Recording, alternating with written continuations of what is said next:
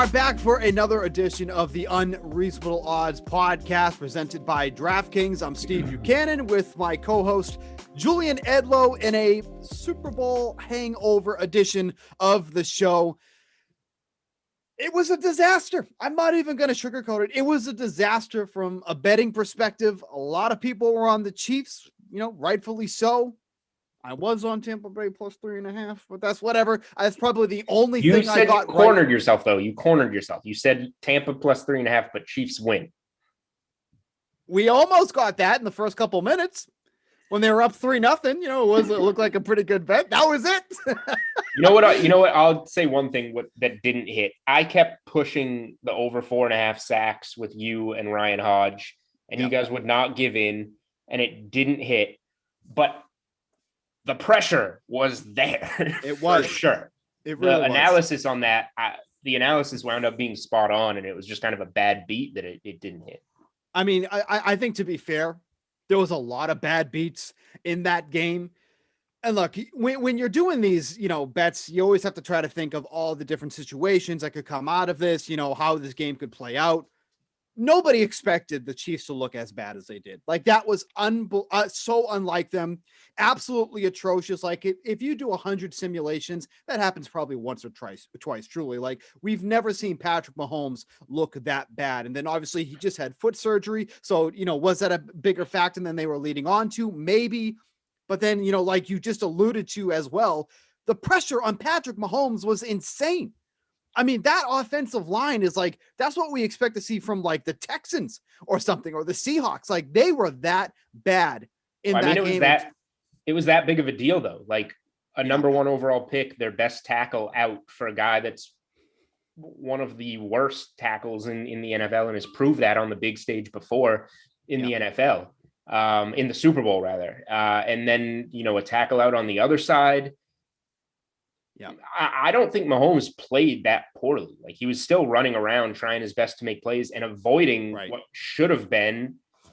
There should have been way more sacks in that game on the Tampa side. So I just feel like I don't even think Mahomes played that bad. I think the offensive line was a train wreck. It was the perfect storm against guys like Barrett and JPP, a great front line for Tampa. And receivers dropping passes when Mahomes was hitting them on the run. Kelsey had a massive drop early when it was still close. There were other ones late. I don't even think Mahomes played that poorly. So, talking about that offensive line, Patrick Mahomes dropped back 56 times in that game. He was under pressure on 31 of his dropbacks, which is 55% of his dropbacks. He was under pressure. In those scenarios, he had 26 pass attempts. He completed 9. 9 of those 26 pass attempts for 78 yards, which is a 34.6% completion percentage, 52.2 adjusted completion percentage. Absolutely brutal. Now, on the ones where he wasn't under pressure, only 25 of his dropbacks. He was 17 for 23, 192 yards. Obviously didn't throw any touchdowns. Can you imagine betting no touchdowns from the Chiefs and actually hitting that? Because that was in play. That was something that you could bet. I think it was plus 5,000. Unbelievable. Like, I don't know I would love to see the bet slip for that if somebody had, the cojones to do that. But no passing touchdowns from Patrick Mahomes. Did throw 2 interceptions. Just an abysmal performance. But let's not take away from how good that Bucs defensive line was. They played unbelievable, out of their mind, better than anybody could have expected. When you look at how the line movement was on the live line, the opening line, Kansas City Chiefs, like we said, -3 was the spread for the Chiefs, 162 on the money line. By the time halftime rolled around, -7 for the Bucs, plus 350 on the money line for the Chiefs. It was over. It was done with. Just an amazing look at that live line. Like I said, opened at 162, money line for the Chiefs, ended at plus 1,400 near the end of that game. Like, just not what you'd expect at all. And the spread ended up closing at the 2-minute warning, plus 15.5 for the Chiefs. So just an unbelievable line movement there. I do want to talk about 2 of the states that got it right, though. There were 2 states where you can bet on the DraftKings Sportsbook that had this right. One's easy to guess. One is easy to guess. New Hampshire, Patriot country. part of Patriot Country, excuse me. 55% of the money, 56% of the bets were on Tampa Bay +3 by the time the game locked. 76% of the money and 81% of the bets on the Tampa Bay money line. Taking some value there on the money line at +143 for the Tampa Bay Buccaneers. Now, here's one that blew me away. This feels totally random, but there has to be some reason. The other state that was totally in on Tampa Bay here was Colorado. 81% of the money was on Tampa Bay +3, but only 33% of the bets. So some huge bets coming out of Colorado on that +3. You know why? Mattress Mac. That was it. I knew I was missing something. I did not think of it. That was it. There you go. That you was were gonna. it. You were telling me. You told me it was Colorado before the show, and then you said you would save it. And I would guess why. It's obvious why. That's right. 3.4 million came from one man. That's right. I totally forgot about that. That explains it. That does explain it. Okay. Yep. All right. So that's not as cool now. That's not as interesting. That isn't as, fascinating as that's right. Mattress Mac flying his plane to Colorado, placing the bet and turning around. I want to have that kind of life. Hey, send me off to Colorado so I can make this bet and let's just turn right back around. Mm-hmm. That's right. Yep. Okay. Well, you still have that information. That's where it came from. All the big whale play. There it was. Mattress Mac. That's why it moved that. Correct. I want to talk about the Super Bowl MVP, though. Now, I wasn't surprised that Brady won because on more than half of the Super Bowls that have taken place, the quarterback usually wins. I think it's 55% that the quarterback has won the MVP, obviously higher now because of Brady. But coming into that, I think it was about 55% of the MVPs went to the quarterback. Coming into that game, obviously, Brady was second in the odds to win MVP. It was Patrick Mahomes. Ended up closing at +110 for Mahomes. I'm sorry, that was the opening line. Closed at 106 for Mahomes, my mistake. +190 for Brady. When it went up to 3-0, and you could live bet the MVP. I didn't even realize that you could live bet the MVP, but that's available on the DraftKings Sportsbook. And honestly, I'm glad I didn't. Cool. That is very cool. And honestly, I'm glad I didn't know that because we'll talk about why, because I would have bet the wrong person. What was Brady? I have a question. What was Gronk at 7-3? One Gronk touchdown in. Gronk was off the board at that time. So there's that. So Brady got as high as +260 live, and that's when the Kansas City Chiefs were up 3-0. Mahomes dropped all the way down to 134. The 134 was the last time that Mahomes was the favorite after that, obviously, because it was just all Buccaneers after that. But Gronkowski coming into this was 70-1 to win the MVP. By the time before we reached halftime, when it was 21-6 Tampa Bay, he was +200 to win MVP. Now, to be fair, Brady was -400, so he was the heavy favorite here at that time. But were you surprised that Gronkowski didn't get this? Because I honestly was. And again, they always tend to go with the quarterback when they win these games. Tight ends very rarely win this game. But, obviously the 2 touchdowns in this one, huge part of this, huge target share in this game. It almost like when you think about it, it's kind of made sense. These two have the biggest rapport. All the points scored in this game were from Buccaneers players who were not on the team last year. So sorry for you guys. But I mean, even when it was +500, because it was at one point, that's when he came back on the board. He went from 70-1 to 5-1. That's when it was 14-3 Tampa Bay. Wouldn't you that felt like a really good opportunity to take him, would it not have? Here's how I look at it. Brady's won 7. He's got 5 MVPs. So that's 5 and 7 chance. So that people talk about, bet the quarterback, and you're generally right, but those aren't even that bad odds. People talk about it like it's automatic quarterback. Like 2 out of 7 times, Edelman and Deion Branch, 2 pass catchers, not tight ends, but pass catchers being the 2 other MVPs. It does make sense to think about it that way. But for me, I wouldn't have gone there. I don't know. At the end of the game, I wouldn't have gone there. At the time, when you tell me Gronk has the first 2 TDs to make it 14-3, and like, what if he catches another? Right. At the catching me in the moment, you could say maybe that's a place to get in live, even though you're getting screwed comparatively speaking on what the initial odds are compared to what you're betting live. Of course, if you can swallow that pill. But I thought it was going, first of all, I thought it was going to Brady because he still had a 3 touchdown game, got another one into Antonio Brown before the half, played smart. And I think it was just the overall impact of Brady on the season that it was given for. It could have gone to Gronk. It could have gone to certain different people. But it was clear that Brady was the difference in Tampa's season turning around the way that it did. Now, also, if I'm giving the award for the individual game, the most valuable player of the individual game, I'm probably giving it to somebody on the defensive line and probably giving it to Shaq Barrett. Although JPP somehow not getting a sack, but being in there just punishing Mahomes consistently. The stats weren't there, but I think JPP had the same impact Barrett did. Those two guys were the most valuable players in the game. Yeah. And it's because of how run down Kansas City's offensive line was. But at the same time, that doesn't take away their value. They're two very athletic, versatile defensive ends that made the biggest difference in the game because, like we said, you know, the Chiefs got 9 points. They didn't score a touchdown. To me, it's obvious the most valuable players in the game were the Tampa defensive line. No, absolutely. And they don't get the love that they deserve because, quite frankly, who shuts down Patrick Mahomes? Nobody. But that was done in this game. And, you know, like I said, people will say, obviously, the turf toe was a bigger issue, already had successful surgery, already in rehab. So that's taken care of. But just the pressure on him was just unlike we've ever seen. I'm not saying that the Kansas City offensive line has been great because, you know, obviously Patrick Mahomes was under pressure on average about 30% of his dropbacks, but this was just way more than we've ever seen.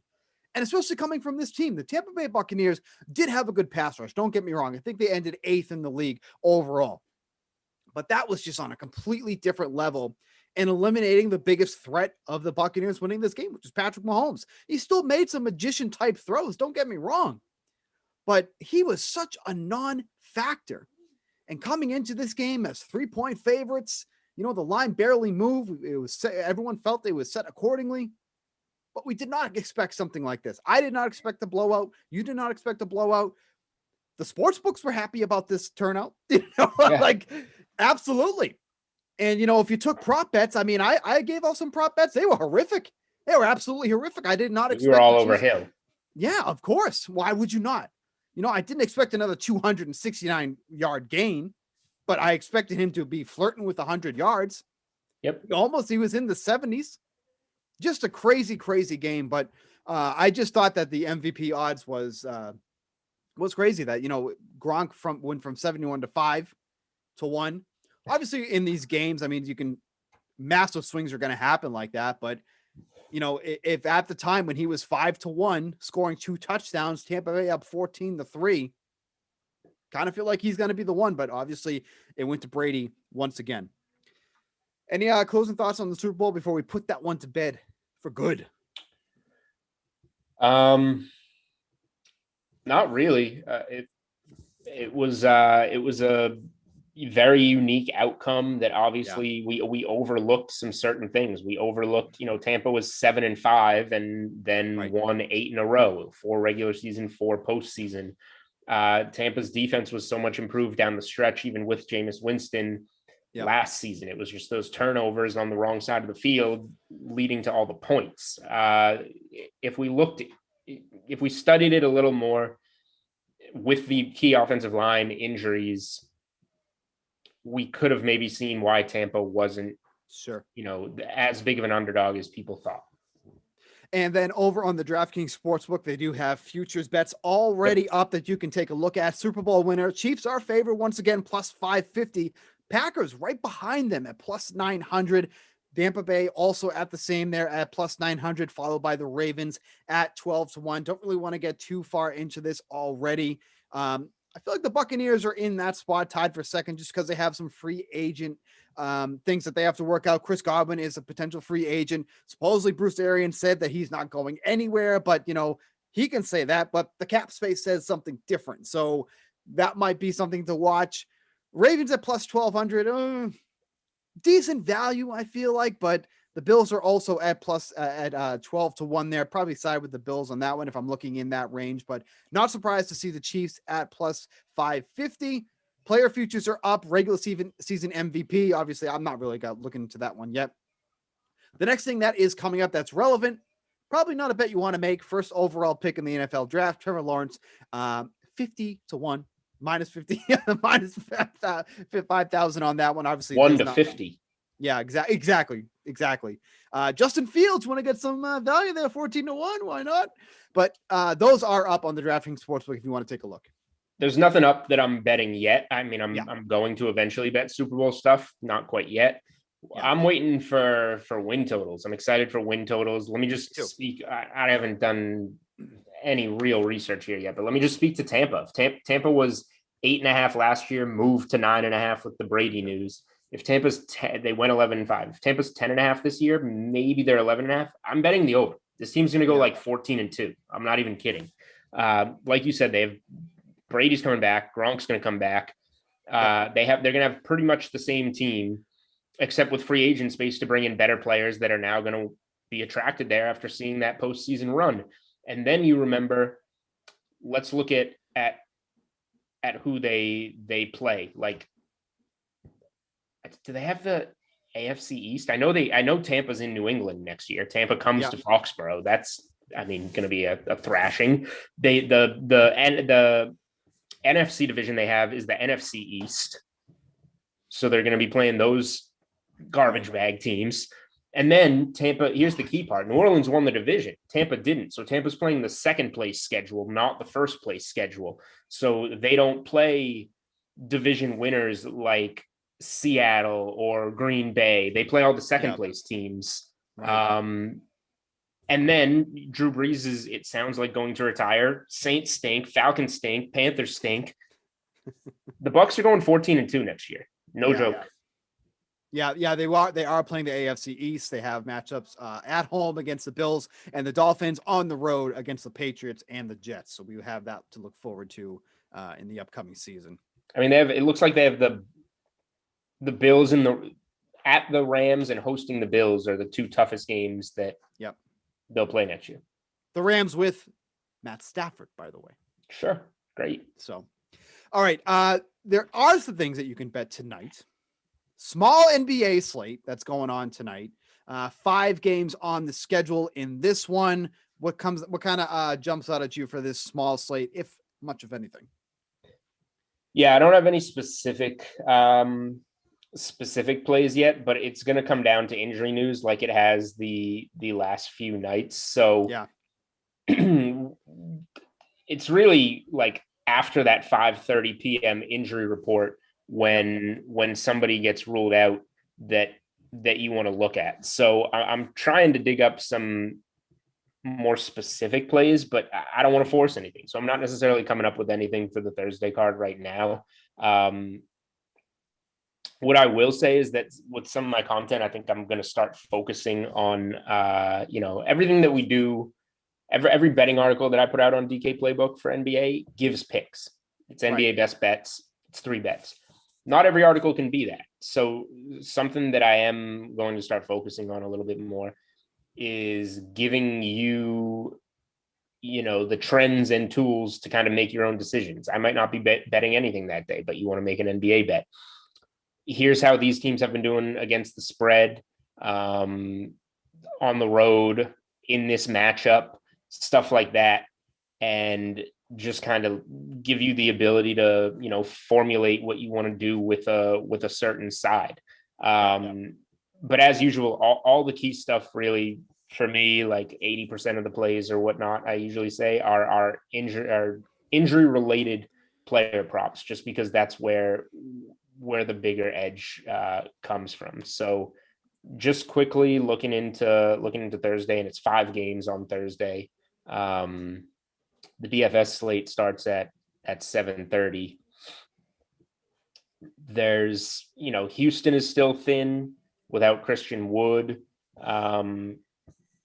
John Wall, it looks like, is probable. So it looks like Wall and Oladipo will be on the floor together, and they haven't been a lot. So Yeah. I'm not much of an unders guy, but Wall and Oladipo unders, since they're going to share the backcourt and they've just kind of been splitting up those back-to-backs. That could make some sense. Portland's obviously really shorthanded. Nurkic isn't there at center. Cantor is one of the worst defensive centers in the NBA.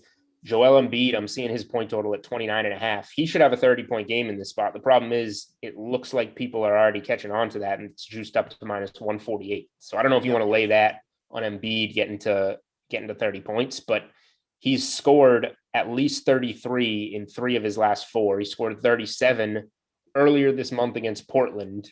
That feels like a really safe one just based on matchups alone. Let me ask you something real quick too. So obviously, since we last recorded the pod, the whole situation with Kevin Durant happened, I think the next day on Friday, where that whole health and protocols ended up getting pulled in the third quarter. Have you seen reactions to that for the next game come as quickly as that? Because obviously injuries happen, whatever, but obviously the health protocols is completely different because there's contact tracing and all that. Has there been a quick reaction to those for the next game for someone like, Landry Shamet, who was obviously, benefited most because Irving and Durant were both out in a subsequent game? Are you seeing props react quickly with situations like that? Or is it kind of on the same lines with injuries? For the same night stuff? Yes. Because like Durant was out and then questionable and then in and then out. Right. So like the Durant one's really unique because he's the only guy that's been like out and then played in a game and then yanked. And I don't think we're gonna see that again just because it's not a good look for the NBA to do that. And now he's out until Friday, missing a full week, but they put him on the floor. So that's an outlier. Yes, people react very quickly to the props when we get these news. Like, for example, one that I played on Friday was that I wrote up in best bets was Jason Tatum over 38.5 points, rebounds, assists against the Clippers if Jaylen Brown was ruled out. Jaylen Brown got ruled out around 4:30, and he probably had until about 4:45 to bet that prop until it was gone, and then reopened at 40.5. Now he had 43, so he got over the 40.5 anyway, but why not put a little rush on it and get yourself the 38.5, because next time you might have 39 or 40 and it makes all the difference in the world. So you got to be quick on those windows. The one other thing that I was just going to say about Thursday's card, no Aaron Gordon. Nikola Vucevic has been a beast. He had one bad game, 17 points, 8 rebounds. The other ones, 21 points, 18 rebounds, 43 points and 19 rebounds, 27 points and 15 rebounds. He goes up against Golden State, who doesn't have much in terms of size on this slate. So Vooch rebounds is a spot that I'm potentially looking. And then Fournier questionable, Cole Anthony questionable, Al-Farouq Aminu questionable. The Orlando side against Golden State could be one that has some good prop value, whether those 3 questionable guys are in or out. Yep. And then one other thing I wanted to bring up that's on the DraftKings Sportsbook now is there are some MLB futures that have finally dropped because, quite frankly, spring training is right around the corner. They are expected to go with, a full season, things as normal as they can be, which seems impossible at this point. Don't want to dive too much into this as of yet, but actually, as I'm looking right now, there's actually more categories that are up now. They now have home run leader, which is on there, which is not on there earlier, hits leader and RBI leader. So I'm actually just seeing this as I'm talking to you now. So I don't want to dive into that too much. I did want to get into National League MVP though, real quick. And I'm not totally biased on this, so spare me. But I was shocked, honestly shocked that Fernando Tatis Jr. is plus 850 for National League MVP. The fourth best odds on the board. Ahead of him, Mookie Betts, Juan Soto, Cody Bellinger. All guys that are completely capable, don't get me wrong. But I honestly was expecting Tatis to be 2. I really thought that he was going to be second on the board, so I was pleasantly surprised to see that he is 4th. And the reason I am saying that is because obviously we know what the Padres have done this offseason. This is going to be a winning team. That is going to be an unbelievable lineup, an unbelievable rotation that he is surrounded with. And we haven't seen Tatis play a full season yet. He's played in 2 seasons, but he's played a total of 143 games. In that span, 39 home runs, 98 RBIs, 27 stolen bases. His isolated power in those 2 years, 272, 295. I am just shocked that he's plus 850 for MVP. Obviously, many things can happen between now and October. But if there's a bet to make right now, 850 for Fernando Tatis Jr. MVP. I'm elated for that number. Here's the only my only pushback, I guess. My only pushback against your argument for him is don't bet him because of the number. Don't be like, I thought he was going to be second and he's fourth. Sure. You have to like the plus 850 because I don't care that he's fourth because first is a tie between Mookie Betts and Juan Soto at plus 750. And second or third or whatever you want to call it is Bellinger at plus 800. So like those guys are almost in a 4-way tie for first, right? Although, 750 to 850 is a little something. And then we get to like Acuna at plus 1,000. So I would consider him nearly like a 4-way co-favorite, which gets the numbers way up because you look at the AL side when you have a heavy guy like Trout and then the next guy's plus 1,000. Right. Who were the MVPs last year? I can't even remember baseball. Honestly, off the top of my head, I don't freaking know. Yeah. Did Trout win? I think he did. I thought so. I think he did. I mean, it was just such an odd season that it was just I didn't even really pay attention. No, I know, and I don't want to judge anything too much off last season, but here, like, Jose Abreu. That's right, Jose Abreu and Freddie Freeman. That's right. Oh, I remember that now. Yeah, I knew Freeman got it. Okay, okay. Abreu's plus 2,500, by the way, to repeat. But right. So here's the thing with Trout. Like all the nerds are always like, at the end of the season, it doesn't matter. Oh, Trout's WAR and his whatever stuff that I don't even follow makes him the MVP. But we had 1 million playoff teams last year, and the Angels still couldn't freaking make the playoffs. So like. Right. I feel like this team has to be good to make it. I feel like somebody is going to have a great year for a team that does really well, and that'll make them the MVP.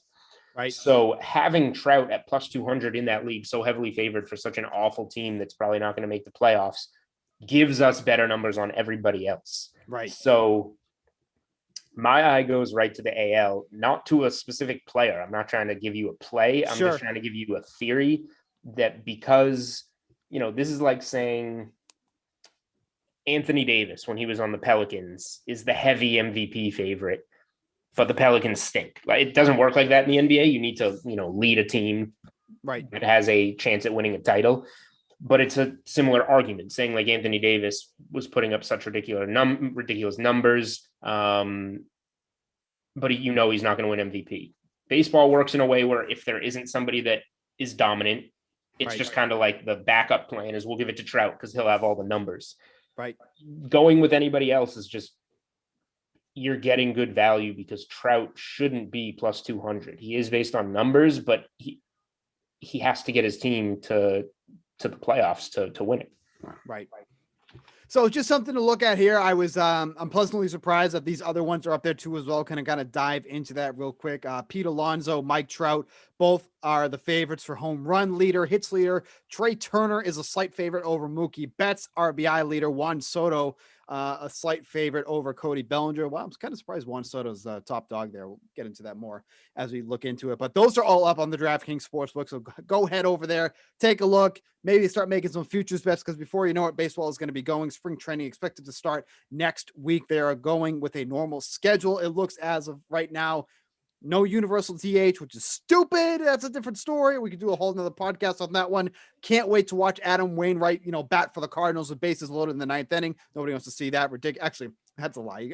Adam Wainwright's not going to be in the game in the 9th inning, but whatever. That's neither here nor there. So check that out over on the DraftKings Sportsbook for all the MLB futures. That's going to do it for our this edition of the Unreasonable Odds podcast. In the coming weeks, March Madness is coming up, baby. March Madness will be featured here prominently on the Unreasonable Odds podcast. We'll get some guests ready for that one, and then we'll be getting into some MLB, some game talk, baby.